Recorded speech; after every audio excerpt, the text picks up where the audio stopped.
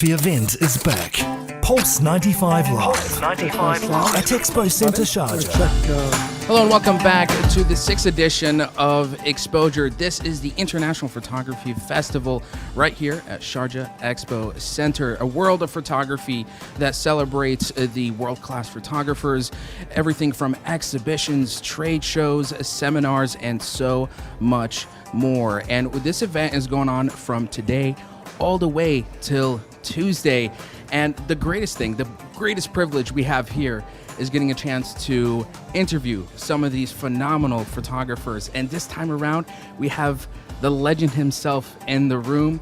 I feel it's such a great honor for Mike and I to get a chance to speak with none other than Steve McCurry, who is a legend in contemporary photography. For more than 30 years, Steve has gone on to create stunning images from across the world that covers a vast range of subjects. Everything from conflicts, vanishing in contemporary cultures, ancient traditions, and so much more. His contributions to photography and journalism is known and celebrated worldwide, especially his most celebrated image of the Afghan girl. Steve, welcome. Thank you for having me. It's a pleasure to be with you. Yes, you know, I took a chance to go to your exhibition earlier today, and I almost underestimated what I was going to experience just going down that gallery, you know. Some of the images are so profound, they bring shivers, and I'm like, how did you capture these? They're so phenomenal. And I know Mike here has a lot to say himself. You know, I can go on asking you questions, but I'll give you the honor. Go ahead, Mike. Where do you begin? Well, you know, Good on you, Steve. I'd first like to say what an incredible photography event Exposure is. I think it might be one of the best photography exhibitions or events anywhere in the world. It's really remarkable how much effort and time, and the exhibitions are beautifully presented, and photographers come from all over the world to participate in this amazing few days. So yeah, again, I'm just honored to be here. Indeed. I couldn't agree more. It kind of gives you goosebumps, doesn't it? Yeah. Because it is so well put together. The staff are so awesome. It's flawless. Absolutely flawless, that's the word. Yeah. No, it's I'm just completely blown away by the presentation and the craftsmanship that they put it. It's just meticulous, just unbelievable. Speaking of meticulous and craftsmanship, you know, when I got the chance to see your photo galleries, I had this weird feeling, just this kind of curiosity. Do the pictures you capture, do they have some sort of planning to it, or is it just a gut feeling? It's in that moment, you lose yourself and you take a click on the camera.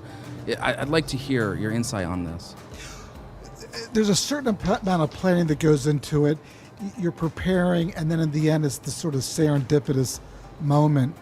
I was thinking about this earlier. I've spent like decades getting up before sunrise and, you know, being out on the street when the sun's coming up and like working through the day and then until the sun sets, you know, year after year after year. So there's a lot of preparation that goes into selecting the right sort of story, the right time of day to shoot, the right place to shoot, to kind of maximize your you know, the potential of what you're going to photograph. So a lot of preparation, a lot of research, but in the end, you're there and you just have to capture what is presented to you. Amazing. And I always hear that you're someone who gets too consumed in your work. You're a full devotee to your line of work. And my question is that what sort of ramifications come from this when you devote yourself into one thing? What happens to your personal life? Well, you know, I do what I love. I'm passionate about my work. I can't imagine doing anything else. But when you get so consumed and so kind of focused and single-minded, you know, things like family and relationships and all that, I kind of put that aside until later in my life. Now I have a child, I have a 5-year-old child. I got married, and so I'm kind of doing everything kind of reversed. But I don't regret anything that I've done, and the time spent traveling throughout the world, I can't imagine doing anything else.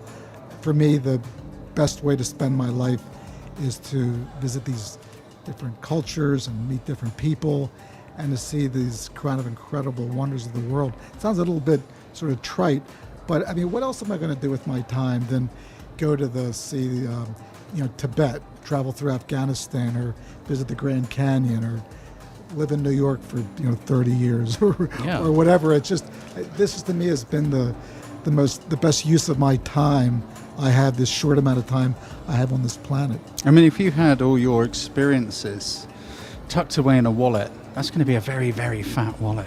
Yeah. Because I totally get what you're saying. The whole point of being alive is kind of experiencing this wonderful, beautiful world in which we live in. And can I throw a question at you here, Steve? So, like, you've been doing this a long time. You are possibly one of the world's best known living photographers. You are Magnum, Robert Capa Awards. You've got 4 World Press Photo Firsts. I'm just going to list a few because we'll be here all day otherwise. Probably the most recognizable Nat Geo cover of all time. You smuggled yourself into Afghanistan and spent months traveling and documenting with the Mujahideen. That's an incredible reputation to live up to, living up to your own reputation. So there is always an expectation upon Steve McCurry. So I want to ask, what's it like being Steve McCurry? And do you indeed feel, a pressure, if you like, when you get another commission, when you're doing another thing, you're doing another talk or another exhibition, that creative person's thing about, is this going to live up to the last one? Well, I think you always want to work at a high level. You want to work. You want to always do your best work. You want to work. I don't feel pressure to kind of better, another picture I've made, but I do feel like I have to keep kind of working at a high level, working the best way I can. When I go out, I want to work hard, try and come back with something meaningful. While I'm out on the street or in a place, I want to have a good experience. I want to leave people feeling better after they've met me.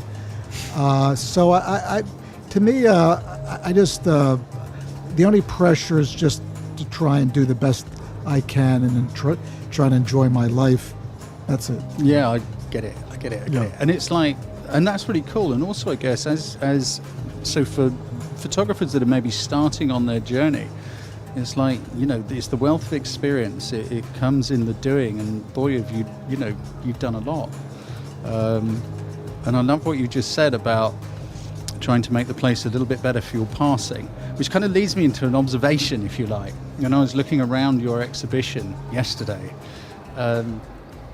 Powerful imagery. We know that, and that's what you do. Sometimes some of it's tear-jerking, but it's frequently beautiful, even in unexpected situations. But the thing that really hit me is a sense of humor. I really get a sense of humor come out of your images. The guy with the sewing machine on his shoulder, when I first saw it, I'm thinking, this just looks like a disembodied head. What's going on here? And then I look closer and go, oh wow, it's just water and stuff like that. The monks with the giant boulder, I get a sense of mischief. They're about to push that off. They're like naughty monks. Is this kind of like something I'm making up? Or because I get you have a sense of humor. I can see it. I think humor is important. Humor is especially important when you're out trying to photograph people on the street, make portraits of people that you come across. I think everybody responds to humor. Everybody wants to, if you can make people laugh or smile, they want to be with you. They want to continue spending time with you. If they feel that you don't have confidence or you're a little bit nervous, people tend to want to, So if you have a pleasing manner, people will continue to want to be with you. So that's a really key secret. Not a secret, it's just an important way to kind of endear yourself to your subject so that they open up or even agree just to be photographed. Some people don't want to be photographed, but if you can, Yeah, it's who we're being. And I think some photographers forget that part of photography is who you are being in that moment and making the world a little bit better for your passing. I love that you said that, because that is who you're being. And then when you give of yourself, others give back, don't they? Which I think is an awesome thing. Given all you've experienced, how do you maintain a sense of humor when you're with the Mujahideen and in some very scary places? But given all the things that you've done and experienced, what makes Steve McCurry emotional? What makes Steve McCurry get a tear in his eye? Well, children being mistreated, children who are in a bad place because it's a war zone or because they can't get enough to eat. I think about Afghanistan now and the literally millions of children there that are not getting the right nutrition, the right chance in life. There's that's the part that for me, one of the things which is the most heartbreaking is children who their childhood gets cut short or whatever. Indeed. I wanted to ask you about, because really great news to all photography enthusiasts out there. Steve McCurry will be holding a seminar this Monday at the auditorium titled A Solitary Endeavor, Steve McCurry's Illustrious Journey.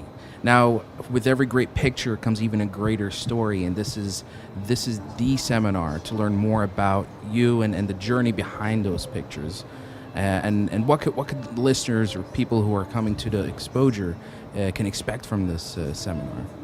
Well, I like to show some of my pictures, talk about the process of making them and what brought me to this point, from working on a suburban local newspaper, photographing, different things, to actually working now having an exhibition here at Exposure. So what brought me from that place to this place? Some of the trials and tribulations along the way. I think a life in photography is about as good a life you can have. So I feel like it's time. My time has been well spent. Life is short, and you have to make the most of it. That's a great thing to be able to say. Your time's been well spent. Yeah. Life is short. We've got to do stuff. Now, I want to ask you, and to those who are tuning in, to those who are taking that camera, they're going down that road less traveled, being the nomad, hoping to discover something with those lenses, and you with a lifetime of experience, what would you tell them? What would be my advice to a young photographer? Yes, who's just stepping out in the world with that camera, hoping to capture something beautiful. Well, first, photograph what you love. Be curious. And then once you find something that you want to really wrap your arms around, know that it's going to take a lot of work, a lot of dedication, a lot of discipline, commitment. You're going to have to, it's going to be a lot of, it's a marathon. It's a lifelong commitment. And it's rewarding, but it's going to be a lot of work, a lot of disappointment. You're going to learn a lot from trial and error, but with that kind of focus and dedication, hopefully you'll. But you just got to put the time in. You got to put in the time. That's the main point. Well said. Well said. Before we wrap it up, Mike, if you have any more questions. I'd like to sit and talk to this guy all day. We had a little chat last night when we were at dinner and stuff. But yeah, it's like, your journey has been an extraordinary journey, like many other photographers. But yeah, well, the world's changed so dramatically just in the last 40 years that I've been photographing. Some places closed, some places have opened up, but it's been rewarding, and it's been a hell of a life. What a great way to live a life. Yeah. And so once again, what time is your talk? Because, you know, it's all about the journey, isn't it? It doesn't matter. Look on the Exposure website. You'll find it. Yeah. No worries. It's this Monday from 6 all the way till 7. It's free for anybody who's here at Exposure, titled A Solitary Endeavor. You have to come. You have to see this legend tell his story, especially if you're tapping into this craft for the first time. This is an opportunity of a lifetime, a once-in-a-year event here, The Exposure. Be sure to come by Sharjah Expo Center. You can find all the details also on exposure.ae. Exposure without the E, bear in mind. You'll find all that you need. Steve McCurry, an absolute honor and pleasure having you here, and I wish you all the best in your future endeavors. Thank you very much. I look forward to meeting everybody at my talk. Awesome. Great to see you. Thanks, Steve. Thanks. Let's take a bit of a break, and coming up next, we have yet another guest to interview, world-class photographers and more, right here on Pulse 95.